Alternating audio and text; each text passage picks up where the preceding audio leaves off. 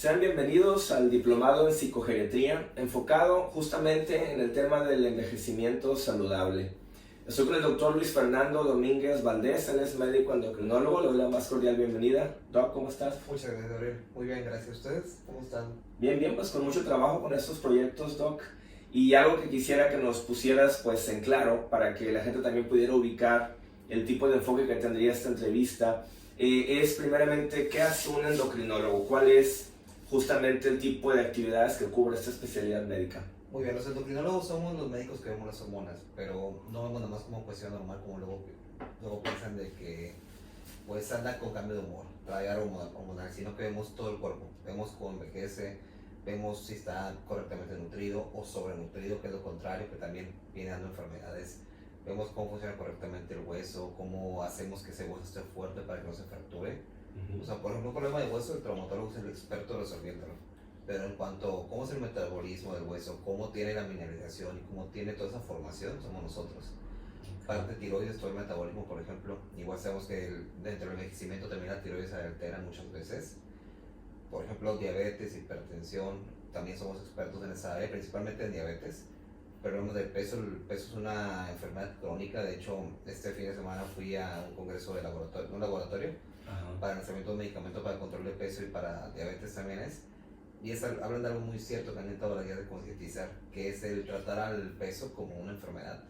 Porque al final de cuentas eso es, y no es solamente decirle al paciente, estás enfermo y nada, sino comentarle, ¿sabes qué? Es una enfermedad crónica, el cual la obesidad o sobrepeso te puede llevar a un futuro a hipertensión, a diabetes. Concientizar sobre eso para en un futuro tener menos complicaciones y tener una mejor calidad de vida, justamente. Dentro de muchas áreas, como problemas hipofisiarios, adrenales o más complejos incluso. Muy bien, doctor, muchas gracias por este panorama que nos planteas. Ahora, en el tema de la psicogeriatría, estamos buscando pues integrar las disciplinas que más se relacionan con el cuidado del adulto mayor. Y parte del enfoque que este diplomado tiene justamente gira en torno al tema de la prevención. En el aspecto, por ejemplo, hormonal que ustedes atienden, ¿cuáles serían los padecimientos principales que una persona dentro de su campo, que una persona que bueno, ya ingresa a la tercera edad, conforme va avanzando, qué tipo de padecimientos, enfermedades, complicaciones son frecuentes y que requieran de la atención del endocrinólogo en esta etapa de la vida? Muy bien, pues para empezar la menopausia, sé que va a ser antes de que entren a la tercera edad, pero justamente por eso es un buen camino para prepararnos, para que entren sanos a tercera edad. La menopausia es una enfermedad endocrina, como tal, es un problema hormonal. Entonces, la correcta atención debe ser con nosotros. ¿Qué tenemos que ver? Tenemos que ver no nada más la cuestión de los cambios de humor y los bochornos. O sea, la pura menopausia puede hacer ganar a una mujer más de 4, 6, incluso hasta 8 kilos en algunos casos. Y muchas veces llegan a esa edad, llegan a los 50 y tantos, depende de cuando tengan su último periodo, y empiezan a ganar peso. Y eso empieza a estresarlas, empieza a deteriorar la calidad de vida, el estado de ánimo, su actividad física, sus actividades sociales, porque ya no quieren ver que han aumentado de peso y que los vea tal persona, etc. Entonces, al abordar todos los temas de la menopausia, de igual, también por ejemplo, al tener una menopausia empieza a haber resequedad vaginal, empieza a haber menor la relación sexual con la pareja y empieza a haber más tensión en esa pareja, y son cosas que van haciendo que tengan menos actividades juntos y que al final de cuentas cuando lleguen a la tercera edad tengan una menor conexión o una mayor apatía el uno al otro. Son varios aspectos que son detalles endocrinos que repercuten en el día a día y en un futuro repercuten en demasiado en lo que viene siendo el ámbito de pareja, el ámbito de familia, o tan solo un solo paciente en cómo se siente y qué actividades quiere realizar en un futuro, porque el cuerpo es muy sabio. Y también, como siempre bien dijo mi madre, lo que no se usa es atrofia. Si una persona ya dice, ay, no, es que ya no quiero salir, ya no me siento bien con mi cuerpo, ya no quiero ir a cenar con mis amigas, no quiero desayunar, ya no quiero ir a bailar, el cuerpo va perdiendo sus capacidades y se va deteriorando poco a poco.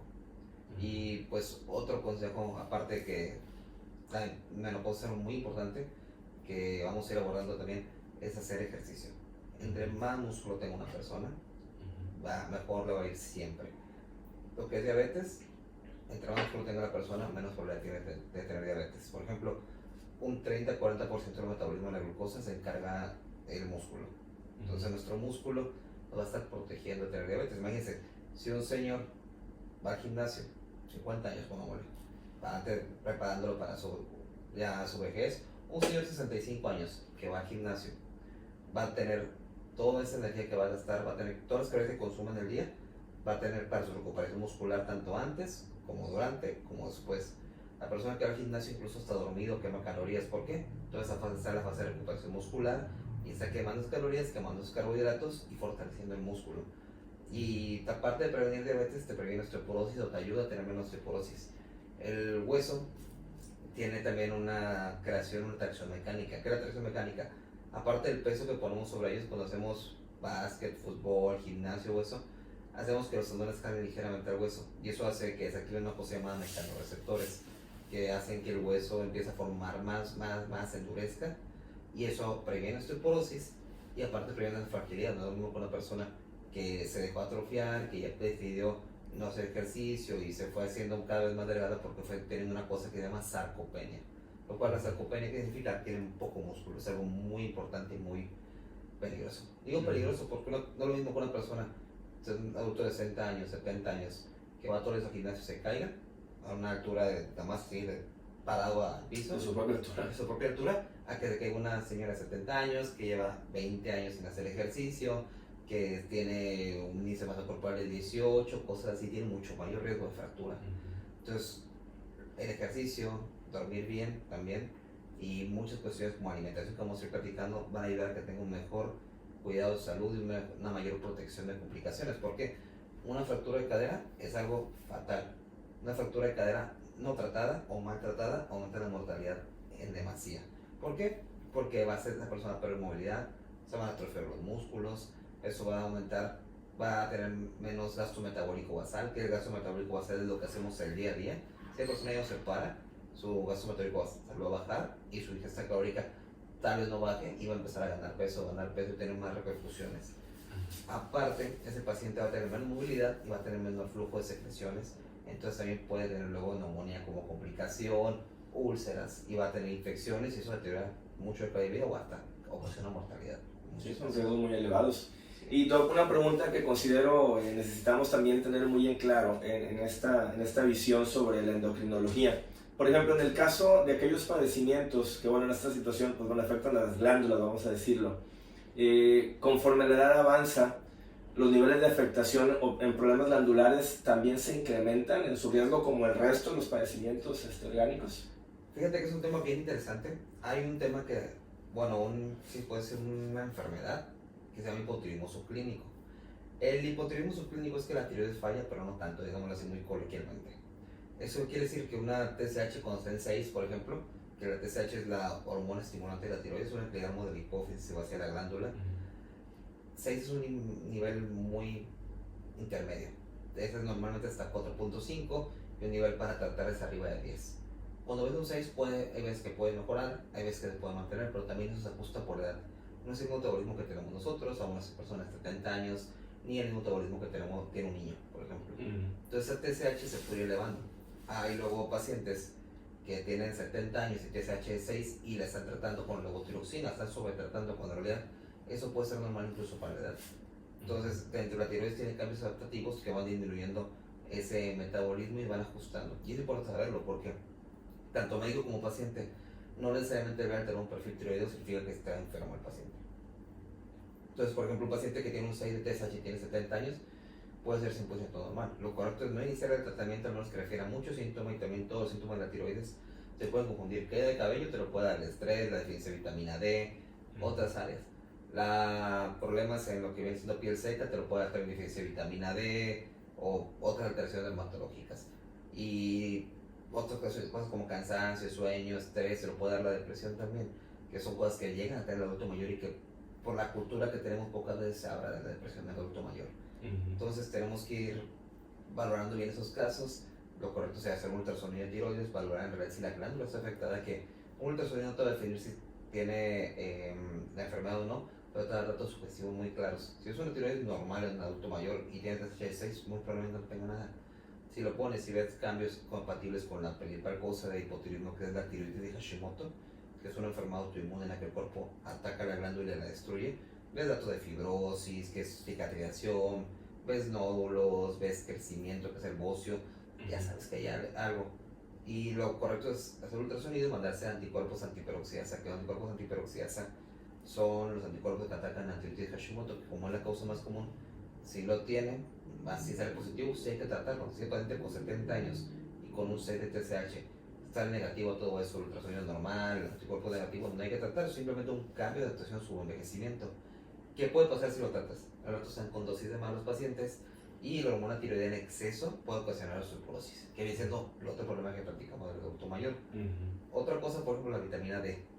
La vitamina D es una hormona, de hecho se llama vitamina porque así fue como la descubrieron, pero en realidad después se dieron cuenta que era una hormona y ya le dejaron el nombre. De hecho el nombre correcto de la vitamina es 1,25 dihidroxivitamina D3, que es la forma activa. Esa la creamos nosotros en lo que viene siendo la piel. Se crea con los rayos ultravioleta y se crea también con lo que viene siendo, bueno, se ingiere en la alimentación de pescado fresco, de bacalao, salmón, que también no es como que en nuestra zona haya mucho de eso fresco. Y aunque lo consigamos en H-E-B o en algún centro comercial, pues no viene 100% fresco.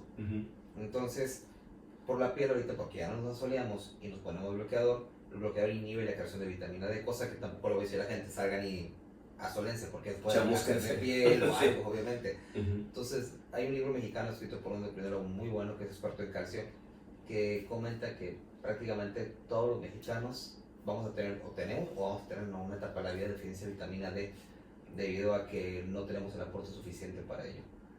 Y menos que ¿Por la alimentación o por qué motivo? Porque no nos da el sol tanto ya. O sea, todavía los que vivimos en costa tenemos un poquito más de ventaja.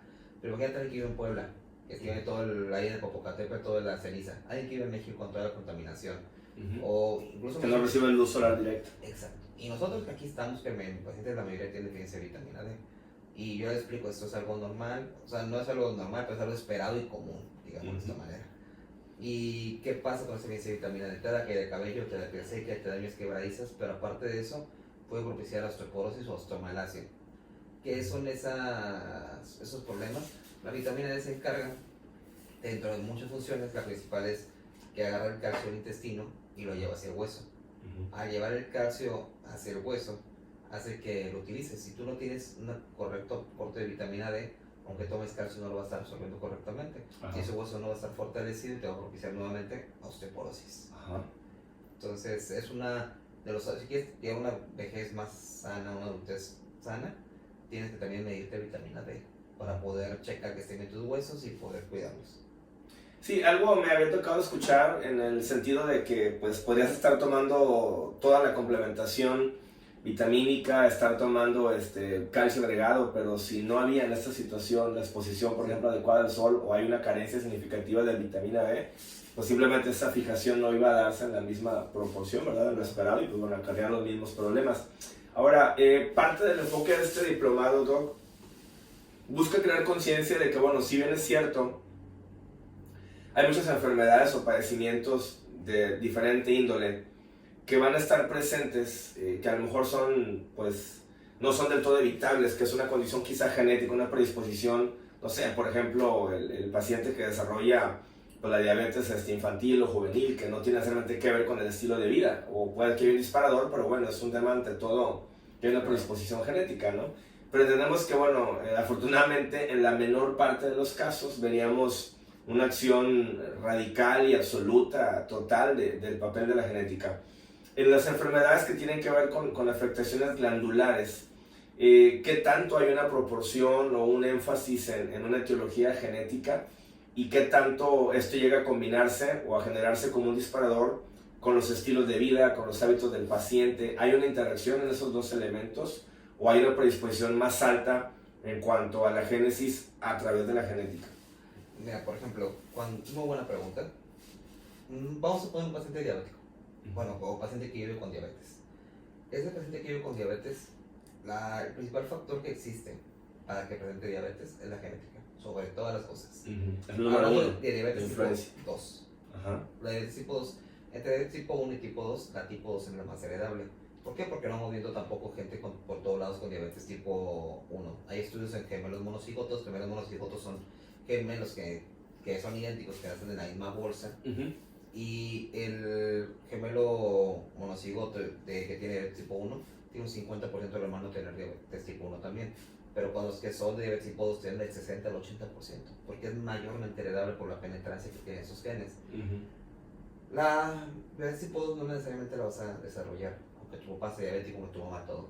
Ocupas un factor desencadenante. ¿Cuál es el factor desencadenante? La obesidad, el sobrepeso, la mala alimentación. Hay estudios, por ejemplo, que te demuestran que dormir menos de 6 horas o más de 9 horas predisponen para diabetes. ¿Dormir menos de 6 o más de? 9. Más de 9. Sí, eso te dice la Guía Americana de Diabetes.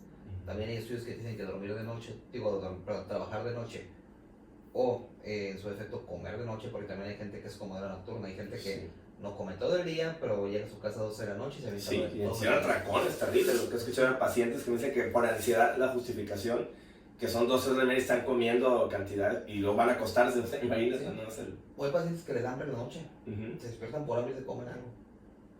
Entonces, ser un comedor nocturno aumenta el riesgo, también te va a dar aumento de obesidad, te va a dar aumento de diabetes y eso va a propiciar automáticamente un aumento del riesgo cardiovascular. ¿Eso qué es? Predispone para infartos, para eventos vasculares cerebrales. Y venimos a lo mismo. Un paciente que viva con un EBC, que es un evento vascular cerebral, o sea, un infarto en el cerebro, en pocas palabras, ¿qué va a tener? Va a tener complicaciones motores, le va a dar lo mismo que platicamos con la fractura de cadera. Le va a dar límite funcional, le va a dar atrofia, le va a dar úlceras por presión, va a tener infecciones, puede tener neumonía, puede tener una cosa llamada sepsis y va a tener un círculo vicioso de daño. Entonces, todo eso viene repercutiendo y acorde que es al estilo de vida. La mejor manera de prevenir diabetes, como te vengo diciendo, es dieta, ejercicio, en pocas palabras. Un buen estilo de vida te ayuda demasiado, pero no todo es el estilo de vida. ¿En qué aspecto? Hay gente que de verdad, aunque quieran, y yo tengo pacientes que me dicen, doctor, yo llevo meses haciendo dieta y ejercicio y no bajo de peso. Hay gente que me dice, llevo años. Y sí les creo, porque hay estadísticas que te demuestran que no todo el mundo puede bajar de peso. Hay estudios que te demuestran que solo el 31.5% de los pacientes que ingresen para bajar de peso con dieta y ejercicio logran bajar de peso. O sea, en pocas palabras, 3 de cada 10. O sea, 7 pacientes no pueden bajar ni 5 kilos. Y la causa ahí, por esta resistencia a este cambio, ¿cuál sería? La genética. O sea, no es lo mismo, si te fijas, y es una vez tuve una entrevista en la radio, de hecho, de este ejemplo. ¿Has visto la película de Al Pacino, la de Tony Montana? Scarface. Bueno, hay una parte que, pues en esa parte Al Pacino estaba delgado, relativamente nosotros pensamos. Están caminando por la playa y le dicen que está gordo. Y te quedas gordo Al Pacino ahí. Pero para aquel momento, para aquella época, él estaba con sobrepeso, para aquella época. Y puedes analizarlo actualmente y dices, no, en realidad es una persona promedio de la actualidad. Entonces, ¿cómo ha cambiado tanto nuestra cultura que ahorita ya la obesidad y el sobrepeso es algo normal en nuestra población, es algo que normalizamos? De hecho, hay estadísticas mexicanas que dicen que el 83%, entre 80 y 83% de la población tiene obesidad abdominal, o sea, lo que llamamos pancita, dos palabras. Y eso es la grasa visceral y eso aumenta el riesgo cardiovascular de una manera impresionante también. Entonces, este cambio en la cultura que estamos teniendo, porque viene siendo, hay una cosa que se llama cambios epigenéticos.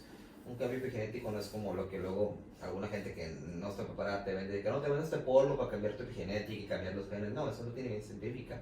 Un cambio epigenético, tu ADN tienes una cosa que se llama histonas. Histonas son unas proteínas que lo estabilizan. Cuando tú tienes un cambio en la metilación de las histonas, que es como digámosle, como cuando me llevas un carro a la refacción para que se esté bien, o lo llevas a tener su servicio, no lo tienen correctamente. Entonces el ADN se estabiliza y es cuando empieza a haber alteraciones. ¿Y qué te causa cambio epigenético? Si tu mamá tuvo diabetes durante el embarazo, si tu papá tuvo diabetes antes, tus ingestas calóricas, que de niño te hayan dado de bebé nieve desde los 6 meses, o que le hayan dado cerveza al niño, porque también hay gente que dice, no, dale cerveza. O coca. Sí, o coca. Todo eso parece muy inofensivo, pero nadie está haciendo cambios epigenéticos en nosotros.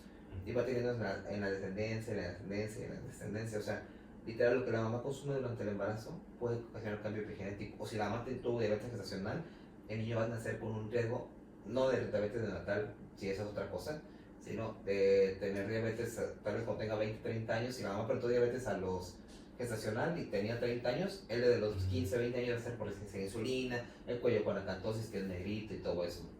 Yo tengo pacientes en la consulta adolescentes, literal, 12, 15 años, que están con problemas de peso y con resistencia a insulina como si fueran un adulto de 30, 40 años. Y eso antes no se veía. Pero, ¿qué viene siendo? ¿Qué viene repercutiendo? Que de ahorita ya no tenemos actividad física. Cuando nosotros éramos niños salíamos a correr a la calle, salíamos a jugar. Ahorita todos en el iPad y eso. Y espérate a que esos adultos lleguen a crecer más, lleguen a la vejez no tuvieron memoria muscular para poder estar fortalecidos, no tuvieron unos buenos hábitos, no estuvo formado, y como dicen a veces, chango viejo no prende mormón, no, es cierto, o sea, querer, y yo lo he visto, de verdad, yo fomento siempre la dieta y el ejercicio, y decir a mis pacientes, créeme, se me apegan más a la dieta que al ejercicio, y en lo personal, a mí el ejercicio es lo que me gusta mucho, claro, ahorita estoy muy limitado de tiempo por el trabajo, pero es algo que me gusta mucho, yo lo puedo concebir cómo es eso, pero bueno, cuando vamos a la historia familiar, eso, vemos que el paciente de niño no fue inculcado para el ejercicio, nunca hubo una pasión por eso. No hay esa cultura en el ambiente de la creación. No hay esa cultura. Y yo lo platico una vez con mi entrenador de básquet, yo jugaba básquet, me comentó mi entrenador que le dije, hey, ¿cómo te va? ¿Cómo va con todo? Lo vi años después de que me entrenó. Y me dijo no, los niños ya ahorita del básquet está muy mal porque antes era, no, yo soy capitán, yo soy mejor, llegaba a ser popular. Ahorita a los niños no les importa eso, les importa, ay no, yo estoy en el Free Fire, tengo tantos puntos, y eso es un círculo vicioso que solo les importa esa área. Y eso es lo que hace popular, eso es lo que llena el círculo. Entonces, cuando esos adultos, cuando sean adultos, cuando llegan a ser adultos de la tercera edad, imagínate la memoria muscular que van a tener, imagínate los cambios que van a tener en su cuerpo. Por ejemplo, hay un gen que se llama FTO. La obesidad hay dos tipos de obesidad, obesidad poligénica y obesidad monogénica. La monogénica es rarísima y si diagnostican una es para ir a publicarlo en pleno porque son rarísimas. La obesidad poligénica, que es lo que quieren ver la gente, dice que hay varios genes que influyen. O sea, la obesidad es una enfermedad que también la genética influye demasiado. El gen FTO es un gen que te va a estar oficiando que ganes peso, pero la mejor manera de inhibir el gen FTO, de suprimirlo, es haciendo 2 semanas de ejercicio, lo único que ocupas continuas para que suprima. O sea, sí es fácil, tal vez no bajar de peso tanto, pero mínimo ya le iré ganando. Es fácil haciendo ejercicio y dieta. Que aparte no todo es el peso, también la composición corporal. Entonces, mismo pesar 100 kilos con 80 kilos de músculo y 20% de grasa, que pesar 100 kilos con 50 kilos de músculo y 50 kilos de grasa. O sea, es muy diferente esa la calidad del peso también. Muy importante. Entonces, al final, todas esas medidas del estilo de vida van repercutiendo. Pues, ¿cuántos niños con la necesidad no te han llegado a la consulta? ¿Cuántos papás lo has visto? Aparte, yo me he dado cuenta, yo casi no veo niños porque soy endocrinólogo de adultos, llego a ver algunos casos especiales, pero yo voy a la consulta cuando acompañan a sus mamás. Los papás ya no tienen control sobre los hijos. Llega el punto que están en la consulta y están parando por el consultorio, dando vueltas, todo, ya me van a hacer cuentas. Pero yo me acuerdo cuando yo era niño que llamaba era de que vamos a pasar la consulta y te sientas. Y se va perdiendo como esa regla de los papás de poner límites a los hijos. Sí, la autoridad. Sí, la autoridad de los límites.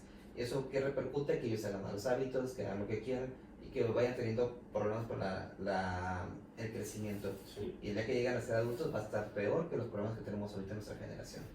Sí, incluso esa permisividad a lo que refieres incluye no solamente el que hagan lo que quieran en cuanto a travesuras y desmanes. Esto incluye, viendo el aspecto fisiológico, pues el que comen lo que quieren, comen lo que les da la gana, les preparan los alimentos por chatarra que pueden hacer que al niño le gusta. Digo, no vamos tan lejos, en consulta como terapeuta, como psicólogo, me toca ver niños que me traen supuestamente con un diagnóstico de TDA, porque ahora está el basurero diagnóstico por excelencia. Claro. Cuando el psicólogo o el médico general no encuentra qué le pasa, tiene déficit de atención con hiperactividad, y lo mandan a terapia, ¿no? Resulta que no, que el niño tiene un problema de ansiedad que está propiciado, que tiene una dinámica familiar que la genera, pero aparte está propiciado o aumentado porque no hace ejercicio, porque es demasiado sedentario su estilo de vida, porque siempre está encerrado, cualquiera se va a estresar de estar en un encierro prolongado, pero aparte de todo, algo que le explicamos a la mamá, igual no lo genera, pero lo empeora. La ingesta hipercalórica a través de estos jugos, de estos envases de Tetrabric con el chocolate, la bebida de leche con chocolate, de fresa, de vainilla. O sea, hay niños en los que en la mañana desayunan pues su chocolate, su chocomil, por decirlo. Sí. Con un sándwich que también tiene un montón de calorías y aparte se llevan pues sus 2 empaques de jugo a la escuela, aparte el refresco, las galletas, el chocolate, llegan y comen con refresco o con cualquier producto con jugo hiperazucarado, y eso es a lo largo de todo el día. O sea, ¿dónde espera la señora que el niño esté en paz, duerma tranquilo? Y a eso súmale que se duerme pegado a la tableta y hasta que se le cae encima y el señor lo vence a la 1 o 2 de la mañana. Claro. O sea, tenemos un caos terrible en donde no nos estamos dando cuenta los padres de familia que, bueno, estamos tejiendo desde esa edad tan temprana. Exacto. La historia del adulto que va a ser diabético, que va a tener un montón de problemas de hipertensión y que evidentemente va a llegar a una tercera edad, si es que llega, en condiciones terribles, ¿no? Entonces, pues sí, es un tema de falta de conciencia, de hábitos, y algo, bueno, un punto que hemos tocado también en otros foros, Doc, pues tiene que ver con que, bueno, es cierto que nuestra edad promedio como especie humana pues está aumentando. Hoy vivimos pues bastante más que a lo mejor hace 200, 300 años, pero la pregunta es, bueno, ¿con qué calidad estamos viviendo? Y si esto lo podemos llamar vivir o estamos sobreviviendo por las condiciones orgánicas en que gente, yo veo esto también que pasa en pacientes con problemas de ansiedad, de depresión. Antes había también una serie de patologías que anteriormente se consideraban, por ejemplo, propias de la tercera edad, y es que alguien tiene menos de 50 años y ya está padeciendo un montón de alteraciones, no sé si en el ambiente endocrinológico ustedes vean cosas parecidas, de que estén viendo, por ejemplo, que los padecimientos que a lo mejor pertenecen a un grupo de edad avanzada años atrás, hoy se están presentando en gente más joven. ¿Viven una experiencia similar ustedes como médicos con los pacientes? Tan solo como la diabetes tipo 2. O sea, hay tipo 2 que la diabetes que antes era de adulto nada más que decían. Ya hay niños de 12, 13 años con diabetes. Y no es tipo 1, es tipo 2 porque son niños que pesan 100 kilos, que pesan niveles exorbitantes en glucosa inhídricas, y pues el papá nunca se preocupó. De hecho, cuando me llegan niños a la consulta, yo sí le digo, y sabes qué, yo sé que puede sonar molesto, pero tu mamá está preocupando por ti, créeme, no todos los niños tienen el privilegio que su mamá esté interesada en tener un doctor y está abierta a utilizar un medicamento para poder ayudarnos. Entonces desde ahí empiezan los cambios para la vejez. Sí, y proceso educativo. Justamente, el proceso educativo, la disciplina, los cambios, los hábitos, y lo que hago durante la consulta, especial cuando son niños siempre, o sea, el adulto como que se automotiva mucho, ha habido los cambios, se automotiva, pero el niño como que todavía está en esa autoaprobación que está teniendo. Y yo le comento a ellos, y sabes que vas muy bien, mira el cambio que tú has hecho, no todos los medicamentos también son tu estilo de vida, tus hábitos. Y en lo personal les he dicho, ayer acabo de ver dos niños y bastante bien, me dio mucho gusto el ver cómo han mejorado, cómo han bajado de peso, cómo mejoran los hábitos. También, luego llega mi feliz consulta de que, doctor, yo jugaba fútbol y antes era bien lento y el trabajo me dice que soy más rápido. Y esa es la motivación que deben de tener la gente. Es decir, ¿sabes qué? En vez de decir, soy mejor en un jueguito, soy mejor, soy más ágil, soy más rápido, soy más fuerte, y todo eso va a llevar a una mejor vejez, a una vejez digna, porque no tan solo es envejecer, sino envejecer dignamente. Claro. Fíjate, Doc, un tema que también nos parece interesante y preocupante, considero yo, es el diagnóstico diferencial cuando hay, por ejemplo, alteraciones en la tercera edad particularmente, en donde, bueno, hay un sinnúmero de factores que pueden propiciar una manifestación, una patología, y que si no entendemos el contexto, pues tanto el estilo de vida, el contexto fisiológico, el antecedente genético, el historial familiar, si no hay este enfoque amplio y periférico para atender el problema, pues caemos en una desatención, en un mal diagnóstico y pues por ende en un mal tratamiento, ¿no? Y quiero referirme particularmente al tema de la depresión, que es una situación harto frecuente en el adulto mayor, porque bueno, entendemos que cambia pues el estilo de vida, gente que entró ya a esta etapa del retiro y que no tenía armada pues una estructura de vida fuera del trabajo y que le está haciendo muy difícil el encontrar como que la motivación o el rumbo. ¿Qué hago ahora cuando tengo que ir a trabajar? Ya no tengo estos horarios, estas rutinas. Claro. Pero también, por ejemplo, tenemos casos en donde pues ya sea porque el estilo de vida cambia y lo dispara, el tema genético, y digamos alguien que llega a consulta psicológica con depresión, pues muchas veces nos ha pasado el que es un paciente que a lo mejor ya lo ha estado tratando por depresión, que no mejora, que fue a terapia, que incluso tomó algún fármaco antidepresivo y no hay un avance, y resulta que conforme pues se siguen descartando situaciones y se le pide a la familia que sea valorado en laboratorios y que se haga tales y cuales análisis y ver realmente qué médico lo tendría que ver, pues hemos casos en donde el problema tiene que ver con un desequilibrio hormonal, que en este caso tenemos un problema, pues no sé, por lo que es del hipotiroidismo, ¿no? Sí. Que va a llevar, pues en muchos de los casos, arrastrando una afectación al estado de ánimo, un cuadro, pues sí, que reúne las características de un diagnóstico clínico de depresión, pero que en este caso no está generado ni por el estilo de vida, ni por problemas que el paciente tenga, sino porque su metabolismo se ve alterado, ¿no? Entonces, ¿cuáles serían, por ejemplo, en este caso, los pasos a seguir para llegar a un diagnóstico diferencial, para que no haya un mal tratamiento, para poder saber, bueno, cuándo realmente es una situación depresiva generada por un tema estresante por un factor medioambiental y cuándo tendríamos que considerar el decir, bueno, a ver, espérame, ante estos síntomas, lo adecuado es hacer un perfil hormonal, es llevarlo con el médico endocrinólogo, que lo trate, que lo evalúe. ¿Qué tiene la familia que considerar para poder determinar cuáles son los pasos a seguir? ¿Qué es el camino adecuado, vaya, para eso? Pues en depresión lo primero que tenemos que buscar es la tiroides, que no tenga hiper o hipo. Para el hiper o hipo, como que siempre son causas autoinmunes, tiene que ver mucho la genética. O sea, si tiene depresión de adulto mayor, incluso una persona menor, y tiene antecedentes tiroideos, estamos obligados a hacer un perfil.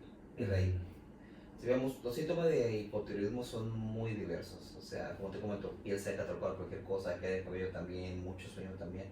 Pero si no es un paciente que reúne todo, que muchas veces con depresión tienen todos los síntomas, muy probablemente sí tengas que llevarlo. Un paciente que tiene depresión y que después de unos 3 meses con terapia cognitivo-conductual o con antidepresivos no ha mejorado, buscar intencionalmente, oye, ¿sabes qué? Hay que hacer un perfil tiroideo.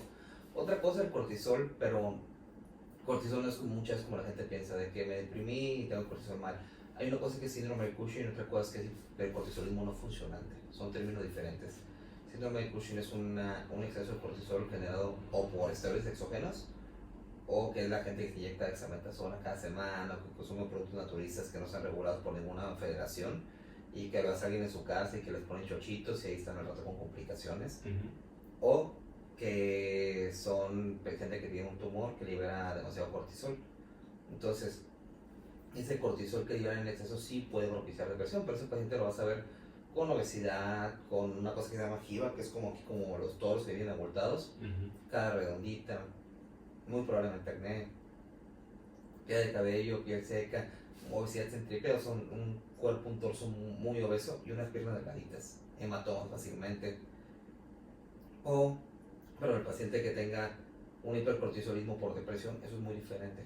Un paciente con depresión sí va a tener mayor estrés y el cortisol es la hormona del estrés. Te va a elevar más, pero no se va a elevar a un nivel en el cual sea patológico para ocasionar el síndrome de Cushing, porque el síndrome de Cushing es algo que aumenta la mortalidad 4 o 6 veces. Es algo bastante preocupante. Entonces, no toda la depresión y toda la obesidad va a ser problema de cortisol. Que vayan de la mano, sí, pero una paciente con obesidad te puede ser también un hipercortisolismo no funcionante que antes se llamaba pseudo Cushing. Pero eso para eso tiene un algoritmo larguísimo que tenemos que hacer. Entonces, bueno, está bien el cortisol, tendrá mal el cortisol, porque también al revés. El déficit de cortisol, la enfermedad de Addison, por ejemplo, que bueno, también llamada renalitis autoinmune, que es una enfermedad en la que el cuerpo ataca la glándula suprarrenal y la destruye, causa depresión, causa fatiga, causa cansancio, puede causar hasta la muerte del paciente también. Entonces, este es un paciente que está demasiado delgado, muy probablemente, que ha tenido una hiperpigmentación, es un paciente que te dice, yo he estado poniéndome más oscuro y checa las encías, están oscuras las encías. ¿Por qué pasa eso? Porque al mismo tiempo que se activa lo que viene siendo hay una cosa que se llama CRH. CRH es la hormona que viene en el hipotálamo para activar la CTH, que es la hormona liberadora de cortisol, que va a las zonas suprarrenales y que libera cortisol. Esa CRH también estimula otra hormona que se llama propiomelanocortina. Esa propiomelanocortina es la que estimula los melanocitos, que son las células que producen la coloración, hace que tengan la hiperpigmentación. Entonces me ha tocado pacientes con enfermedad de Addison que me dicen, doctor, yo estuve deprimida meses, años, me sentía bien mal, bien débil, el secundario, y me dijo, tómate el cortisol y salió en 2. O sea, es una enfermedad, es una renalitis autoinmune o una insuficiencia suprarrenal primaria. Entonces también el paciente que lo ves con hiperpigmentación, toma el cortisol, totalmente. Entonces serían principalmente las cosas que luego tienen el tabú de que, doctor, es que yo vengo porque quiero ver si no tengo el cortisol mal. O sea, no necesariamente vas a tener una alteración. Incluso hay pasos, por ejemplo, si un paciente sospecha de hipercortisolismo, el primer paso es hacer un cortisol urinario 24 horas. Puede ser el procesa o el cortisol salival o la prueba de supresión de dosis baja de dexametasona, pero más rollo. Entonces mejor mandas el cortisol urinario, sale elevado y le mandas la prueba de dosis baja. Luego de ahí tienes que hacer, si sospechas de Cushing, una toma a las 11 de la noche, ya que haya pasado la vida media de dexametasona. Y de ahí tienes que mandarlo a hacer un test de dosis alta de supresión para ver si hay hipófisis suprarrenales o una resonancia magnética. Y de ahí tienes que hacer más estudios. O sea, es un algoritmo muy largo y da un poquito tedioso, digamos de esta manera. Entonces no todo tampoco es problema de cortisol y no todo es problema de la tiroides. Que pueden ir de la mano, sí, que es necesario descartar, muchas veces sí, honestamente. Pero en este tipo de situaciones, insistimos, es muy necesario que la familia esté consciente de la importancia de que sea valorado por un médico, por un profesionista, que no nos estemos fiando de muchos de los remedios que vemos en internet. Creo que eso es una de las cosas que más pues preocupan a los profesionales de la salud, tanto fisiológica como mental, la automedicación, o las recomendaciones, o me dijo mi comadre o a mi mamá le recetaron tal cosa y pues ven, tómatelo porque creo que tiene lo mismo. Entonces hay situaciones, ¿cómo le llaman? La iatrogénesis, ¿no? De problemas que han sido causados justamente por la administración de medicamentos que nadie le recetó y que el paciente se los administra, que la familia se los hace llegar, y que bueno, lamentablemente seguimos sin entender, sin cobrar esta conciencia de lo importante es que haya una valoración. Estamos saturados de gurús de la salud en internet, de gente que sin ningún tipo de preparación pues se embauca, cobra un dineral aparte, pero la gente tiene esta tendencia, sigue pasando, es increíble que haya gente tan incauta. No importa lo que le cobren, con tal de que le digan que puede cambiar su vida y transformarla sin dieta, sin esfuerzo. La gente está feliz por pagar por fraude de esa naturaleza, ¿no? Y realmente se autoengaña a ese nivel de que no quiero cambiar mi estilo de vida, no quiero hacer ejercicio, no quiero dejar de comer como, pero quiero bajar de peso, pero quiero resolver mi diabetes. Dame algo que no tenga que hacer ejercicio, ni dieta, o sea, está pidiendo magia, es algo que no existe. Y lamentablemente va a haber gente embaucándolos, aprovechándose justamente de esa tendencia que tiene el paciente pues, al autoengaño. Entonces, terrible considero, Doc, este universo de charlatanes con el que nos estamos encontrando hoy en día. De hecho, o sea, yo lo recomiendo con su endocrinólogo. ¿Por qué un endocrinólogo? Incluso ni siquiera un médico general o otros especialistas. O sea, si vas a, yo siempre digo, zapateo tus zapatos. También hice medicina interna, pasando que no tengo que hacer medicina interna. Pero cuando me dicen algo de gastro, le digo, ¿sabes qué? Mira, yo honestamente soy endocrinólogo, me dedico, sí tuve medicina interna, sí estuve en medicina interna años, pero llevo 3 años sin leer gastro y no voy a leer gastro, y me dijo ya leer por endocrino porque yo estoy actualizado en mi área. Entonces, mira, te recomiendo esta persona para que tú vayas con esa persona, a que te valore, y es lo más correcto que podemos hacer. Sí, lo ético. Lo ético. Exactamente. Sí, porque yo no sé si el tratamiento que yo leí hace 3 años es lo correcto ahorita. Yo no sé si es lo más actual o no. Entonces es lo que debería pasar. Entonces, si ustedes quieren descartar algo de tiroides, descartar algo de diabetes, vayan con el experto en esa área. Igual, si tienen un problema de, no sé, gastritis, vayan con el gastro. Porque si no, vamos a estar mal informados, vamos a estar con una idea. A mí me llegan súper seguido a consulta y gente que la verdad, lo mejor que puede hacer alguien, incluso algún médico general o otro médico de otra especialidad, que a mí me da gusto cuando lo hacen es, ven un perfil alterado, es ve con tu endocrinólogo, ve con un endocrinólogo. Ni le muevan, porque eso te da a ti a que no llegue alterado y poder ver la historia actual de la enfermedad. Porque te pasa al revés, luego llega el paciente, no, pues que yo fui al CIMI, me dieron tal medicamento y ya llevo 3 años así y ahorita estoy así, y tú dices, oye, pero ¿cómo está tu perfil inicial? Porque ocupo ver cómo fue que debutaste. Y ya fue multitratado. Exacto. Ya nos perdimos ahí la pista, ¿no? Exacto, y te dicen, no, doctor, no lo tengo.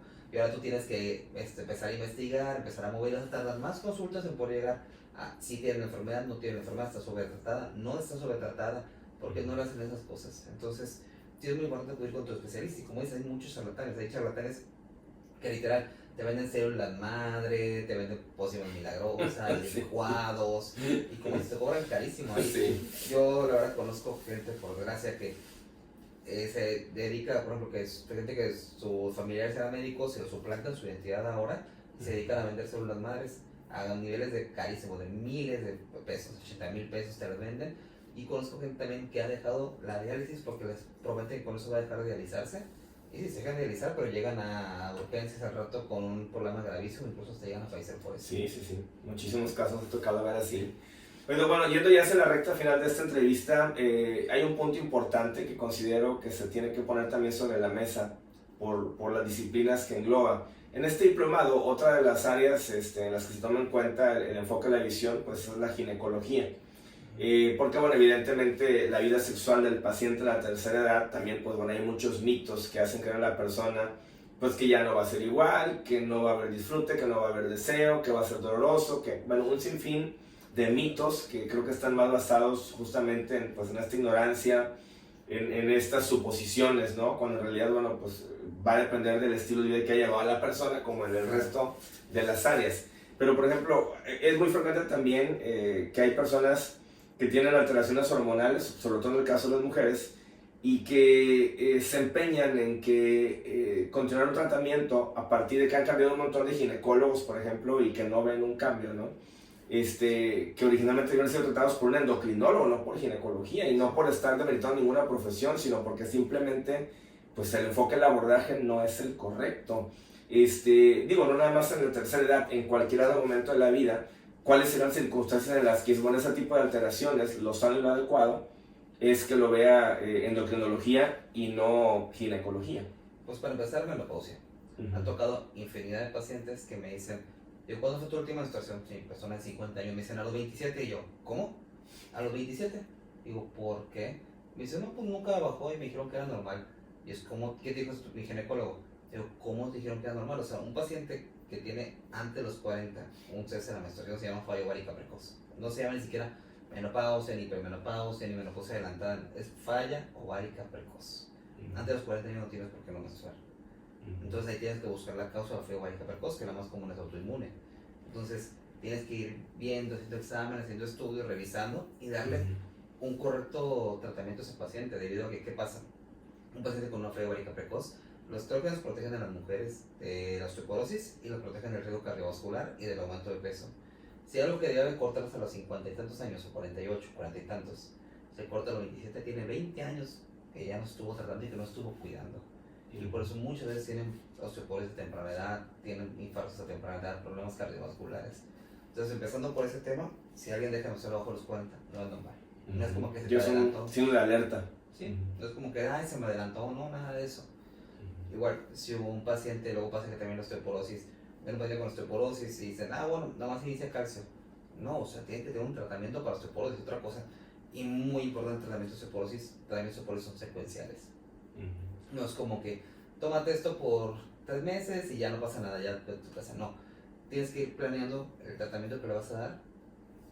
Por ejemplo, un tratamiento que se llama denosumab, buenísimo. Pero el tratamiento es cada 6 meses. Si no se lo pone una inyección y deja pasar 6 meses porque nadie le explicó, todos los cuesta bien caro, cuesta como 11,000 pesos cada 6 meses. Si lo pagó por 2 años y dejó ponérselo un año, esos 24,000 pesos que gastó, nada sirvieron porque se perdió el efecto. Por eso tienes que saber cómo secuenciar el medicamento, tienes que saber cómo hacer esa secuencialización, como se le dice. O sea, cómo llevar el tratamiento hasta poder cesarlo, porque se puede cesar en un momento, pero por un tiempo determinado, y luego reevaluar y volver a iniciarlo. Pero requiere la supervisión médica. Exacto, con supervisión médica. También, por ejemplo, los problemas tiroides, luego me ha pasado mucho es que el ginecólogo llega y les inicia tratamiento para la levotiroxina y nunca los envía al endocrinólogo y nunca sabemos si tiene una enfermedad, si no tiene una enfermedad o qué pasa. Igual la diabetes gestacional, yo trabajo en conjunto con varios ginecólogos, que la verdad yo digo mis respetos, soy una doctora que siempre me envía a las diabetes gestacionales y digo qué bueno, porque al final de cuentas esas diabetes gestacionales ocupan cada uno un tratamiento individualizado y no es nada más tratar, no está en riesgo la vida de la mamá, también está en riesgo la vida del bebé o la integridad del bebé. Puede ser que tenga todo el embarazo y de rato nace el bebé pesando 5 kilos. Entonces, para justamente evitar eso, se debe hacer bien ese control de la glucosa e individualizar cada caso. Hay médicos que la verdad, excelentes ginecólogos que sí lo hacen, y hay gente que le pregunto, oye, ¿te hicieron la prueba para descartar la diabetes gestacional? No, nunca. Que la prueba es que entre la semana 24 y 28 le dan una carga de glucosa oral, se la toma el paciente y le toman la glucosa antes, a la hora y a las 2 horas. Entonces, muchas veces ni siquiera es realizado. Entonces, este tipo de cuestiones sí tiene que ser muy bien atendido y tiene que ser muy bien revisado. Igual los temas, por ejemplo, una paciente que está en menopausia y tiene pérdida de deseo sexual, se puede tratar muy fácilmente también dando una correcta suplementación hormonal. Otra cosa también, mujeres que vivan en posmenopausia no deben de tomar anticonceptivos orales. Hay estudios que confirman que los anticonceptivos orales aumentan el riesgo de lo que viene siendo trombosis, que es coágulos en las piernas, en el pulmón, en todos lados, 3 veces más la aumentan. Entonces, no debe ser así. Sí, te puede llegar a suplementación con estrógenos o algo, pero debe ser por la piel. Y si te va a decir algo vía oral, tiene que ser algo de andrógenos, como tibolona u otra terapia que sí está aprobada vía oral. Pero darte un anticonceptivo como los que te suelen dar a los 20 años ya no está aprobado porque hay estudios que demuestran que hay más riesgo que mejoría. Pues no, sin duda yo creo que lo que nos estás planteando nos tiene que generar este compromiso con la salud tomarlo como algo muy en serio. Y bueno, acudir con el médico, con el especialista indicado, creo que es lo más sano, que es lo más lógico y sensato que tenemos que hacer cada uno, ¿no? Y pues bueno, Doc, para finalizar, ¿cuáles serían 3 recomendaciones que tú como médico darías desde el perfil de la endocrinología para que una persona que, bueno, no llegó a la tercera edad, todos vamos en camino para allá, Dios mediante que lleguemos y con bien, ¿no? Pero si queremos pensar en ese bienestar, en ese futuro, ¿qué tenemos que empezar a hacer en el presente? Nos han dicho muchas cosas, evidentemente con mucho sentido y razón. ¿Cómo resumiríamos, si se puede, ¿verdad?, en 3 o 4 hábitos importantes para cuidar los diferentes aspectos con vistas a que desde esta perspectiva, ¿no?, endocrinológica, pues llegamos a una tercera edad con salud y con plenitud? Va a ser algo muy sencillo. Hagan ejercicio, coman bien y duerman bien. Con esas 3 cosas. Muy Así bien. sencillo, la verdad. Perfecto. Pues sí, hay que trabajar en estos terribles hábitos que de repente por ahí tenemos y mucha gente vive con esta confianza de que estoy joven, no me afecta, no esto, me recupero mañana. Sí, pero yo digo a mis pacientes, la vitalidad es como un tanque de combustible, que sí, puedes tener el tanque normal porque estás muy joven, ¿no? Pero no tiene refil. O sea, tú vas a saber a qué velocidad te acabas esa vitalidad y cómo quieres llegar justamente a la tercera edad. Pero bueno, ojalá que esto nos genere una mayor toma de conciencia en el auditorio, a la gente que siga el diplomado. Y finalmente, Doc, ¿dónde te encontramos? Estamos aquí pues en la entrevista con el doctor Alessa, endocrinólogo. ¿Cómo podemos ubicarte? ¿Cómo podemos entrar en contacto contigo para alguien que le interese?